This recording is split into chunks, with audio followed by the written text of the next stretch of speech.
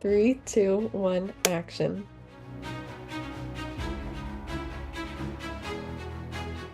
Welcome back to episode 11 of As Seen on Screen. I'm Gracie. And I'm Nicole, and this is your source for entertainment news, reviews, interviews, conversations, and more. You can find us anywhere you get your podcasts on YouTube or Spotify.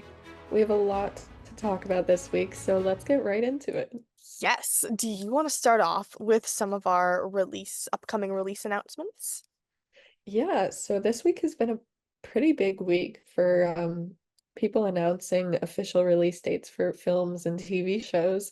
So the first one that Nicole sent to me during our week was Mission Impossible 8 has an official release date of May 23rd, 2025. And you and I were kind of discussing how we feel like Mission Impossible is a summer movie, so it's Yeah. kind of weird for it to be coming out in May, but you know what? After 8 movies, I think they know what they're doing. So It's true. Well, Dead Reckoning Part 1 came out last. I want to say it was like the first week of July, I think. Maybe I'm wrong, but I feel like it was like July 3rd, somewhere around there.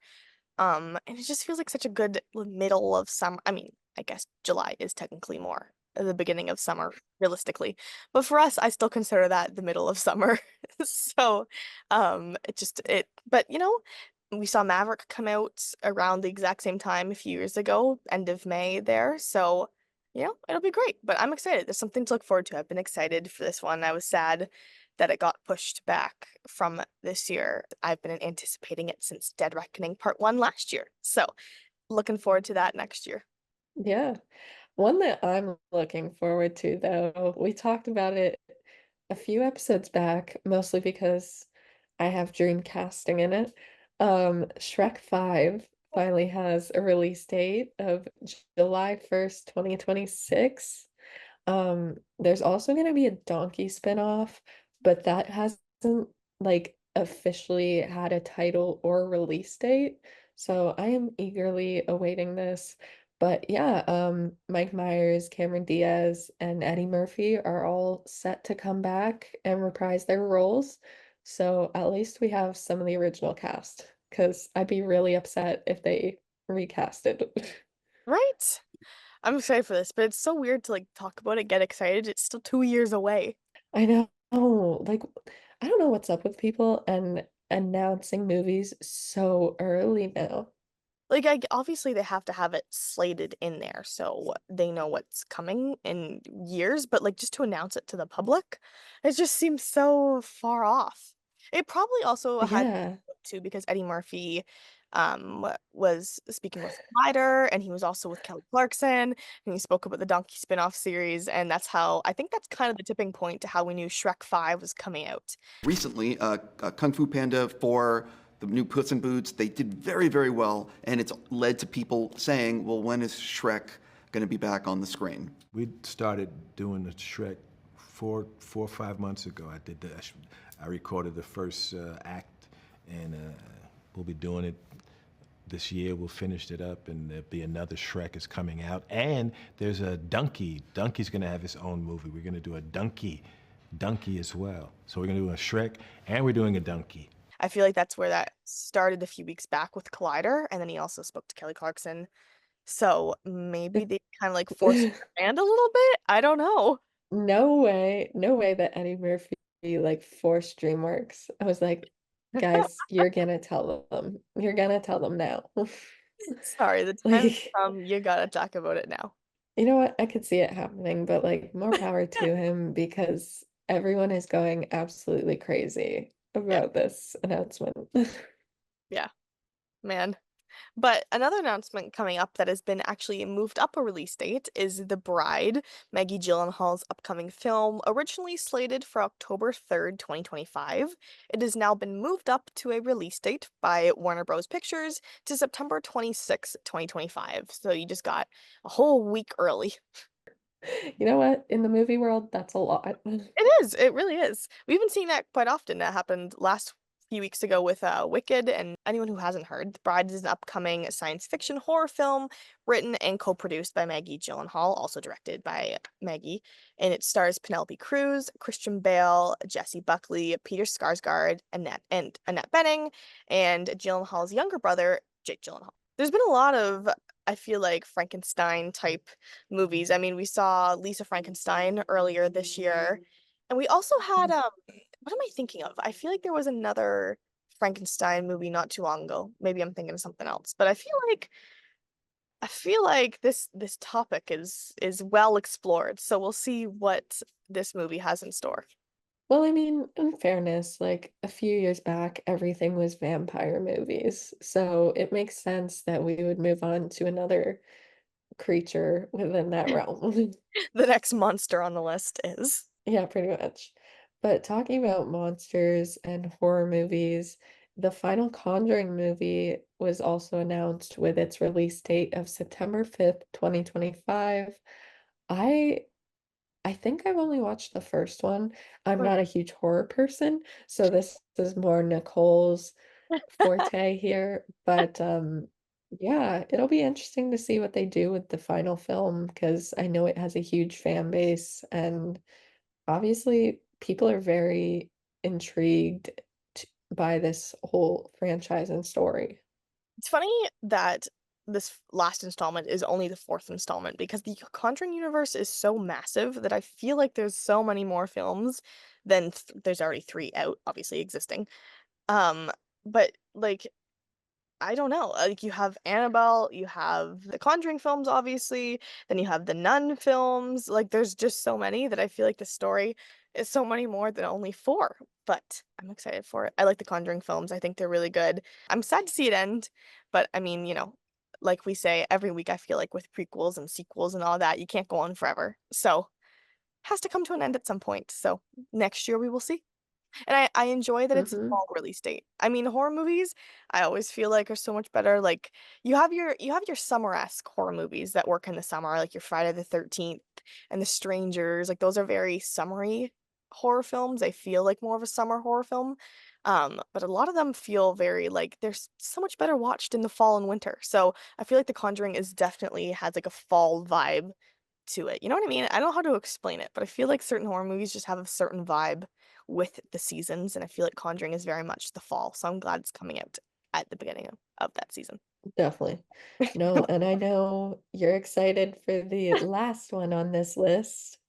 So Despicable Me 4 is currently out in theaters and it actually has had a very successful box office release so far. The entire Despicable Me franchise is nearly reaching 5 billion at the box office through all four films.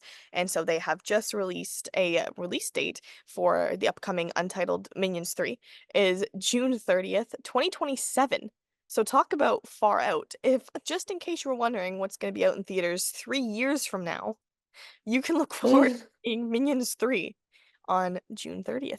I don't know. I wonder what they're gonna do with one because the Minion films are kind of all over the place. You had the prequel to like the very first one was even before Gru's time that we saw with like I'm what gonna they be were doing. so honest.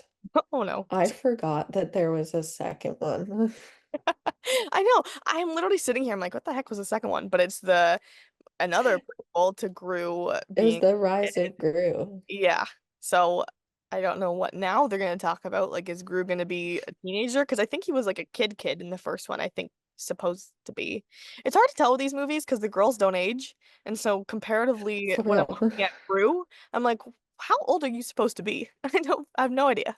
Maybe they're just gonna take it to the entire other level and do like a full sequel to Despicable Me 4 in the future.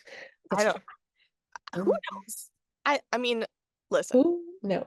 I love my minions. You know I love my minions, but this is getting crazy now. I don't know what they're gonna do now.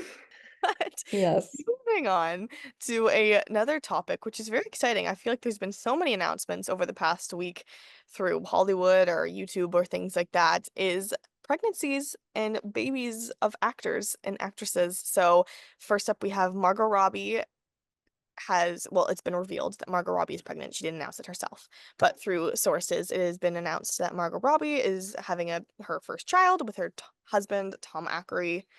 So that's very exciting. Hopefully, maybe a little baby Barbie. I'm so happy about this, but the only part that makes me upset is that she didn't announce it. It was literally paparazzi pictures Yeah. that were revealed, and everybody was like, oh my gosh, who knew she was pregnant? But then again, I look at it and I'm like, okay, she was wearing a crop top. Yeah. So obviously, like, she knew she was going to be seen, but it still sucks because, like, that's such a special moment. And I feel like she should have been able to announce that herself, whether or not people knew based off of what she was wearing. But I am still very excited for her. She's got a little Barbie or Ken coming along. Yeah. Um, and I honestly, it doesn't surprise me that she's pregnant because after Barbie, she said that she was gonna take a break from acting. Um, so why not spend that break being a boss mother? Absolutely. Good for her. I agree with what you're saying too. Those are the instances like this, the pregnancy announcement kind of being taken away from her, is like the times that I can't imagine being a celebrity and having to deal with that kind of stuff. Like you can't even try. I mean, being pregnant obviously isn't something you can keep very well. People are going to see you if you're walking anywhere. People are going to see you once you get far enough along into the pregnancy. So those are the times that kind of you have to feel bad for them. Like you can't even try to keep that under wraps unless you just like are homebound constantly. In other baby news as well with Margot Robbie, we have Alexandra Daddario announced on her Instagram with a cute little photo that she's pregnant as well. And I loved her caption too. The caption to the photo says, "Excited for my child to go to preschool with Margot Robbie and Hailey Bieber's kids." I love that. I didn't even read the caption, so So many cute Hollywood babies coming soon, which is so exciting. I know. I'm so excited for all of this. Moving on to more releases and announcements, we're back to prequels and sequels.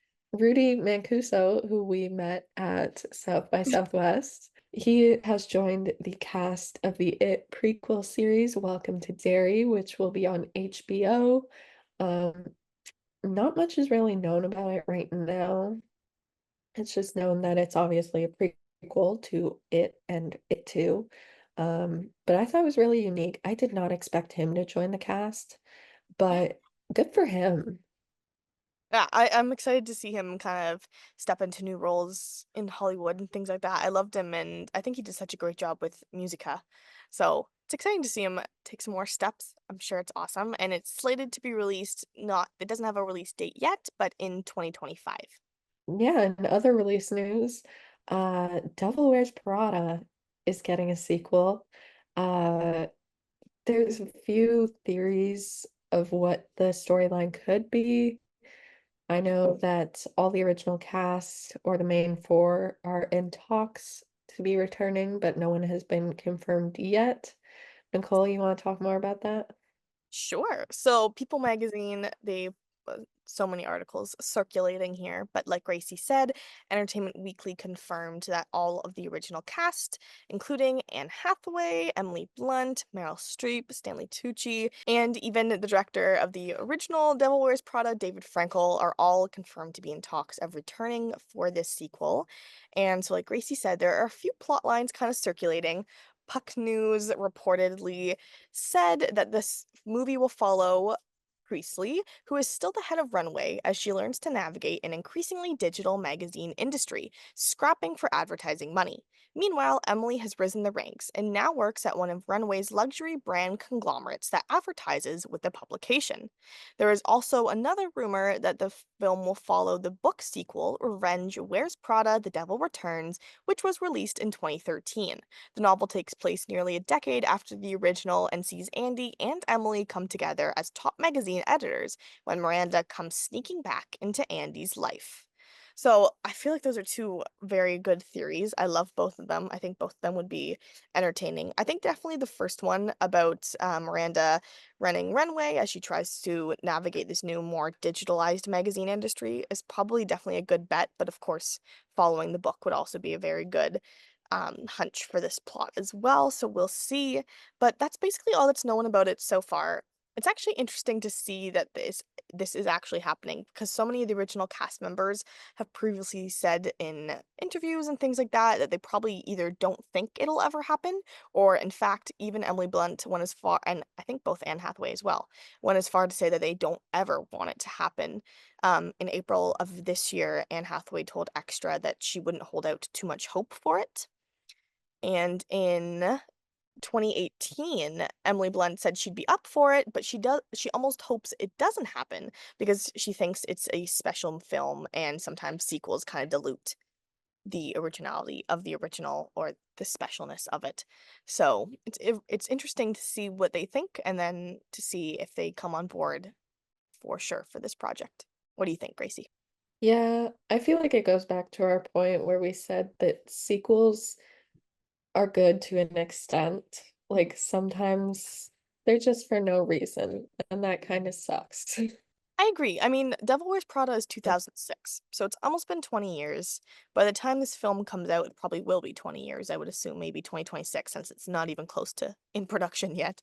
But I Only time will tell. yeah, and I could see the point because there was a book released in 2013, a sequel. So I could see the point in making the film since the original is such a Hmm. success, follow the sequel novel. But speaking of book adaptations, there have been a few that have been announced this week. We have the book adaptation of Three Women, which is coming to stars on September 13th, 2024, starring Shailene Woodley. She announced that on her Instagram this past week, so that'll be exciting to see. We also have Jennifer Lawrence, who's back again in the movie scene with an A24 adaptation of the graphic novel, Why Don't You Love Me? Yes, and capping off these book adaptations, we also have Emily Henry's Funny Story turning into a feature film from Lyrical Media and Rider Picture. So I haven't read. Emily Henry has been having a bunch of books that are being turned into things, Yeah, so power to her. I need to start reading her books because I know so many people that love them and so many things I see on like Book Talk and things like that, and people just love her novels. So I want to get into them, but maybe that's a good start. Funny Story. You know what? They're actually pretty good. Book Yeah. lovers, solid book. All right. Got it. Got to get into it. Maybe we'll start doing weekly books on this podcast. So Yeah, it encourages me to actually. maybe. Actually, I don't know if I can read like a book each week, Oh so gosh, probably no. not. Oh gosh, no. We'll recap a chapter every week. So maybe by the time Yeah. the year rolls around, we'll be able to knock off maybe 3 books. But in other news that Gracie and I are particularly excited for, it the Toronto International Film Festival is gearing up since it starts in beginning of September. We have had a lineup of releases they're announcing premieres for, including We Live in Time, which of course is the highly anticipated film starring Andrew Garfield and Florence Pugh. We also have a poster and a trailer for the film as well, but its world premiere will happen at TIFF along with the film Eden, which not much is known about it yet. The film stars Anna de Armas, Vanessa Kirby, Sydney Sweeney, Jude Law, Daniel Bruhl, Felix Kramer, Toby Wallace, and Richard Roxburgh. It is directed by Ron Howard and written by Noah Pink. It is an American survival thriller film, and according to its Wikipedia page, the premise is a group of people abandon society and civilization in order to travel to the Galapagos Islands and find the meaning of life. That seems intense, but Honestly, it kind of fits what Sydney Sweeney has been doing lately with not her personal life, but like with her work. So we'll see. I mean, not much is known about it, so I don't want to judge it and be like, oh, that sounds lame. film But festivals, it's hard to judge films that you sometimes don't even have a trailer for. Like, I mean, we have for We Live in Time, so obviously that'll yeah. probably have a release date not too far off from TIFF itself. But Hmm. movies like Eden, sometimes you don't see for another year. So, Yeah. That's like Hitman though. We saw it, well, we didn't see it at TIFF in last September, yeah, and then it only came out like a few weeks ago. exactly. Same with Daddario too. That just came out June Yeah. 28th. So that's exciting. I'm so excited for TIFF. I mean, if you haven't been listening before, Gracie and I are based in Toronto. So we are right in the area somewhat of TIFF. So very exciting. I mean, TIFF is how we met, so It is. It's our little meeting place. It's our meet cute. it's our friendship anniversary. Shout out to all the TIFF people. Moving on. What is your song of the week, Gracie? My song of the week is All the Time by Natalie Shay. I found her because I don't know why. It came up on my For You page and she opened for Shania Twain, which was really cool. And I listened to her music.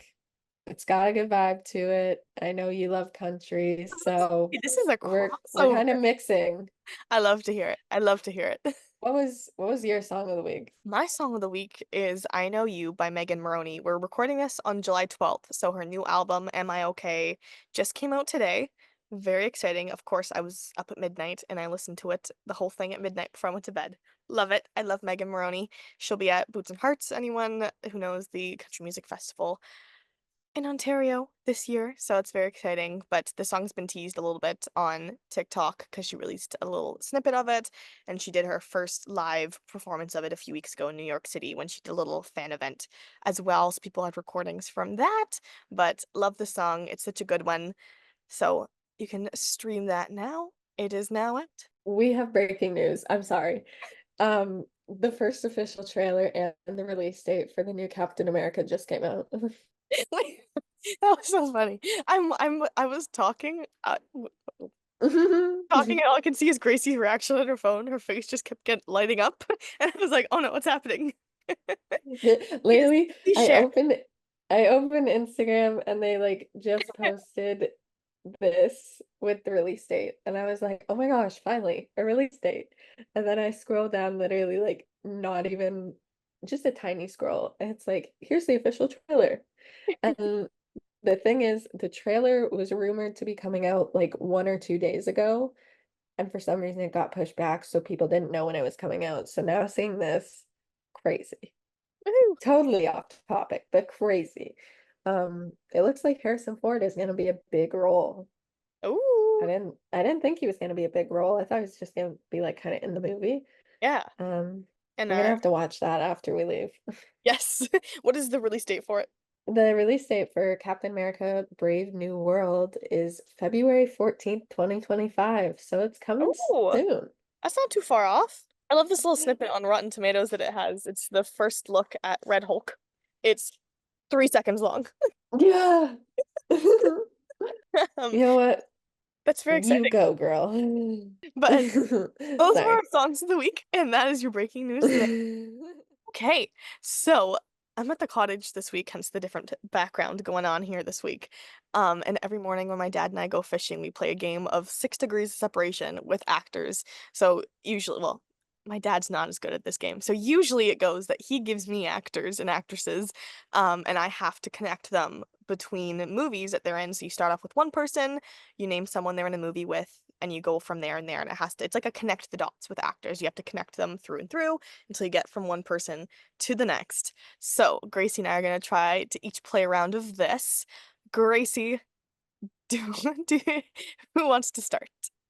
I'm gonna make you like I'm gonna give it to you first because Okay. I haven't played this in so long. Oh gosh. So I'm gonna need a refresher. Okay. But I'm gonna give you Chris Evans and Bill Murray. Okay. Okay. Let's see. Oh gosh. And in my head, I can connect this You with connected one it? person. Oh, what? With one person. What? Okay, wait. Oh, Chris Evans is in Gifted with McKenna Grace, and McKenna Grace is in Ghostbusters, Afterlife, and probably Frozen. Oh, and Frozen Empire with Bill Murray. Yeah. Honestly, when I do it with my dad, I could like sometimes I'll think of one where it's like one or two connections, and I force myself to take it at least 10. And I'm like, okay, dad, here we go. And I go on it for like 2 minutes. He's like, what is wrong with you? He's like, you need help. But honestly, my dad and I, it's so funny. One year, about like maybe it was 5, 6 years ago, maybe, and I didn't know movies as well as I did now. So it was a little bit of a struggle compared to now how we play it. But I think he gave me Jim Carrey and Tina Fey. And I, for the life of me, I sat there for like 10 minutes and I could not do it. And eventually I just looked at him and I went, well, Jim Carrey plays the live action Grinch, who's green. Tina Fey is in Muppets Most Wanted. Who? Kermit the Frog. Who's green? There's your connection. He was just like, that is not Dead. play this game. But Okay. Gracie, for your round, I will give you Emily Blunt and Liam Hemsworth. Oh, Emily Blunt. You gave me Liam Hemsworth, right? Yeah. Okay. Emily Blunt was in, I believe it's called The Huntsman, which was like The Huntsman Winter War, I think it was, because it was that like a Snow White movie-esque type thing with Chris Hemsworth, and Chris Hemsworth is related to Liam Hemsworth. Love it. Perfect. I say John Krasinski and Sandra Bullock. Oh, okay.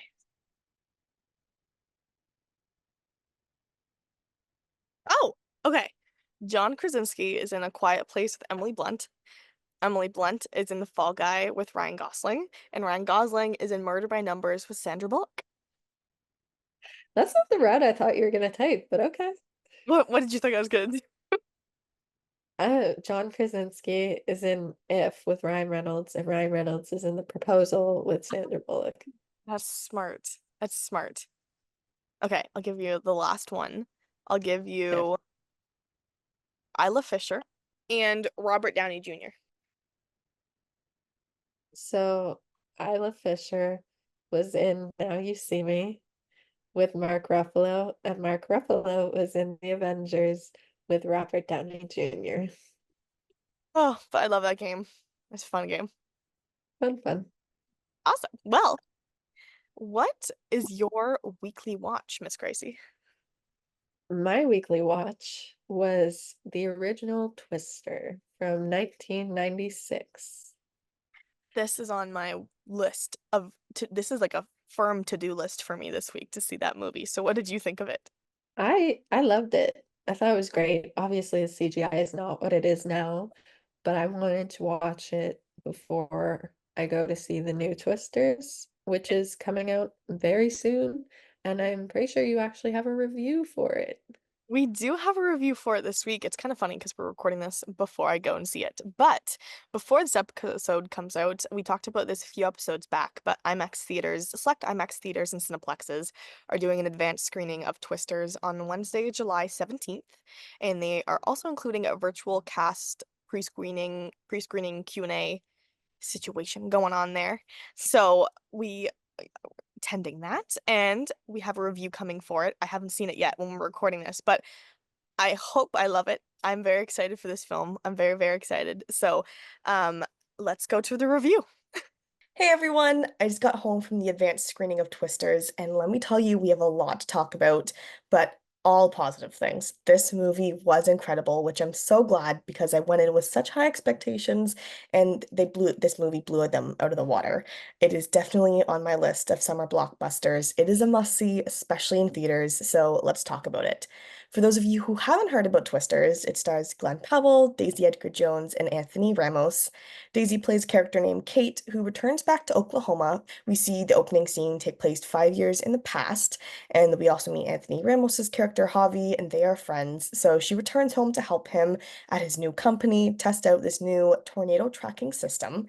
And they soon meet Tyler Owens, who's portrayed by Glenn Powell, who is more of a YouTube sensation for wrangling tornadoes. So he's definitely more on the goofy side, where Javi and Kate are definitely on the serious side. They're trying to get work done, and Tyler is a little more focused on the fun element of his YouTube channel, but he definitely is smarter than people may give him credit for, especially to the beginning of the film. So one of the elements I loved about this film is how complex these characters are. The opening scene is fantastic, and I won't give anything away to spoil it, but it definitely gives you some in-depth knowledge into Javi and Kate's characters. Not as much Tyler, we don't know too much about his background, but for sure we know a lot about the backgrounds of where Kate and Javi came from, their backgrounds in working in tornado chasing. Um, so definitely a lot to know about them, which is amazing in an action film like this that you have something like this. But another element I love that if you're worried that there's not going to be enough action in this film, trust me, there is tons of it. I think throughout the film they chase at least 5 tornadoes, I want to say. And there's also another few scenes. So there has to be at least seven-ish tornadoes in this film, which is amazing. Throughout the film, you just feel like you're jumping from tornado to tornado and you're worried about them. The anxiety is going. It is action. It is thrilling. So it's amazing. Don't worry, there is definitely a fair share of action and adventure in this film. It is incredible. Definitely a great summer must-see. I mean, just the themes of the film, so perfect for releasing now in the middle of the summer. It was incredible. Another element that I'm so glad they showcased throughout this film so well, and we've talked about it a few times on here, is the soundtrack to this film. It is incredible, mostly made up of country singers, huge names in the country music world if you follow music, country music at all. But definitely I loved hearing these songs in the film. There are a few in the film that we haven't heard up until this point because the soundtrack releases tomorrow on July 19th with the film. So it was great to actually see those in the film, hear more than just little snippets of we've heard of them. So they placed these songs so beautifully in the film. There were a few that I really, really loved where they specifically put them for in terms of the moments of when they were occurring in the film. So that was great. I actually just watched an interview with Shannon Burns on eTalk. She was interviewing Jelly Roll when he was in Toronto a few weeks ago for his show, and she asked him how he felt about being on the soundtrack because in 1996, when the original Twister came out, she said the soundtrack was actually almost bigger than the movie itself because of just the lineup of people on it. It kind of seems to be the case this time around with Twisters as well. So he said it was just an honor that, even in Nashville, these big time producers and record labels have trouble getting this many big names on one record. So it's really impressive what they did, and the songs absolutely rock from every artist on the soundtrack. So definitely stream that tomorrow when it comes out as well. It just made the film that much more enjoyable. But before we watched the film, there was actually a live virtual Q&A from New York City with Glenn Powell, the director Lee Isaac Chung, and Daisy and Anthony as well. And they answered some great questions. The interviewer actually asked Glenn if there was anything from set that he brought home with him, and he talked about how he tried to bring Tyler's belt buckle home. If you've seen the film or once you see the film, you'll notice that this belt buckle is pretty in your face. It's pretty big. So he said he took it home and he almost immediately got a call back to set to bring the belt buckle back. So he no longer has the belt buckle, but what he did bring home with him was the front grille of Tyler's truck, which is cool as well. On the license plate side, it has a little tornado symbol with little horns coming out of it because he is the tornado wrangler. So he said he actually brought that home and had someone customize it and turn it into his dining room table. So I thought that was really cool. He has Tyler's front grill as his truck grill as his dining room table. So that's pretty cool. So even though he doesn't have the belt buckle, he still got away with bringing that home. Just some fun facts behind it too. Another thing they spoke a lot about in the Q&A is how they used the knowledge of real storm chasers. So they explained that many of the extras in the film are real storm chasers that they brought in, and so the leading cast was definitely able to learn from them and educate them throughout the film, and to make sure that this movie was authentic as possible to the art, to the profession of storm chasing and tornado chasing. And they even told us that during when they were filming in Oklahoma. That's where the film takes place as well.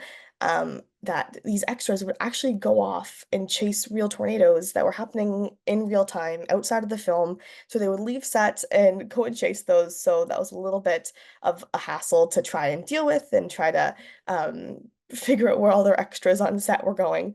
But yeah, and Daisy and Glenn had a chance to actually go on a real tornado chase. Anthony said he was busy on set that day filming one of the elements, so he couldn't go, but he said he is going, hopefully with someone soon. So all of them will hopefully have actually chased a real tornado. And Anthony shared too that he actually has only been driving for 3 years because he grew up in New York. So, he said he only started to drive around 3 years ago. And in the film, you can see he's driving in all these high speed scenes. So that was kind of funny to learn. And to see him do in the film after learning that he's only been driving for a few years. So those were funny, but it's just great to see these Q&As and to learn about the behind the scenes work and what went into this film. And it was so easy to see how these four individuals were so passionate about what they were doing, about this film, about making this project as authentic and as great as it could be.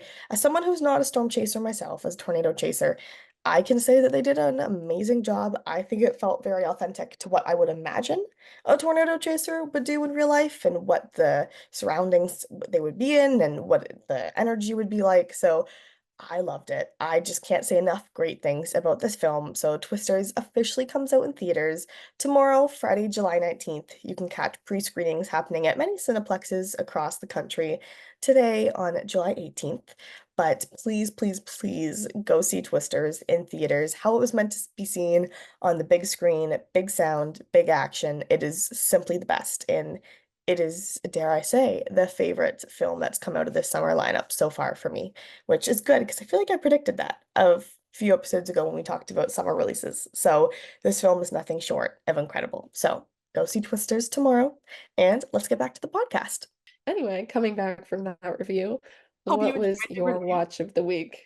My watch of the week, very hard guess, is Despicable Me 4. I loved it. I was actually this morning I was sitting when we were fishing thinking, and I'm like, what is my weekly watch gonna be? And I was like, oh, I saw because I'm at the cottage this week, so I haven't been able to go see any movies, but I did see Despicable Me 4 since we last filmed last week's episode before I went away. And I thought it was so cute. It was funny because we went on in my fashion, we had to go opening night. So my mom and my sister and I went on opening night and saw it. I think my mom and I liked it a little bit more than my younger sister did, but she still liked it. I loved it. I thought it was really good. Um, like obviously with a fourth movie in the series, it kind of starts to get redundant, and of course it's a children's movie, so it's not like it's a complex plot line to begin with. So there's only so many things you can do with it, but I loved it. I thought they did. It was funny. I loved Joey King's character Poppy in the film. I thought she was hilarious. And she had some good banter going on there with Gru. She needed more screen time though. She was a funny character. She needed to be in it a little bit more. But I thought it was great. They do such a good job with these films, just in like humor wise and comedy. They're short. They're only like an hour and a half, so it doesn't feel too long. Um, we also needed more minions. I feel like I was lacking with my minion dosage. Although this is a Despicable Me movie, it's not a Minions movie, so I guess this makes sense. But they were adorable and yellow as always. They're little yellow guys. I love them. So not much to complain. I thought it was great. It's got pretty good. It's gotten decent reviews so far, to be honest. It has well, okay. Well, maybe not on Rotten Tomatoes. Don't look on Rotten Tomatoes. At the Rotten Tomatoes critic score is a 54%, but the audience score is 90%. So hey, that's a good score for audience wise. I love it, and clearly audiences do too, so you should still catch it in theaters. Despicable Me 4. And you should go watch Twisters as well, the original film, before Twisters comes out tomorrow in theaters, which brings us into our closing notes, as always, with our upcoming releases. Gracie, would you like to start? Yeah, so first for upcoming releases this week, we have My Spy, The Eternal City, which is coming out on Prime Video Thursday, July 18th. We also have, as I just mentioned and Gracie mentioned, Twisters is in theaters tomorrow, finally. Lady in the Lake is a new show coming out to Prime Video on the 19th as well, so go check that out. It has Natalie Portman in it, and I'm super excited for it from all the promo I've seen. Yeah, it looks awesome. I'm very excited. For music fans, Childish Gambino has an album coming out tomorrow on Friday, July 19th, titled Bando, Stone, and the New World. So that is his new album. You can stream that everywhere tomorrow. Yeah, and lastly, we have one more show coming out, Time Bandits, which is premiering and I guess going straight to Apple TV Plus on Wednesday, July 24th. So many good releases this weekend. Well, that brings us to the end of the episode. Thank you so much for tuning in as usual. We hope you enjoyed the review of our reviews and the news and our game. You should gather your friends and play 6 Degrees of Separation with actors, because entertainment for hours, I swear. Well, Yes. I Yeah. assume you are if you're listening to this, so there you go. Yeah. Thanks for tuning in again. You can find us wherever you watch or listen to your podcasts on Spotify or YouTube, and we'll be back with a new episode next week. Yes, we will see you then. Bye.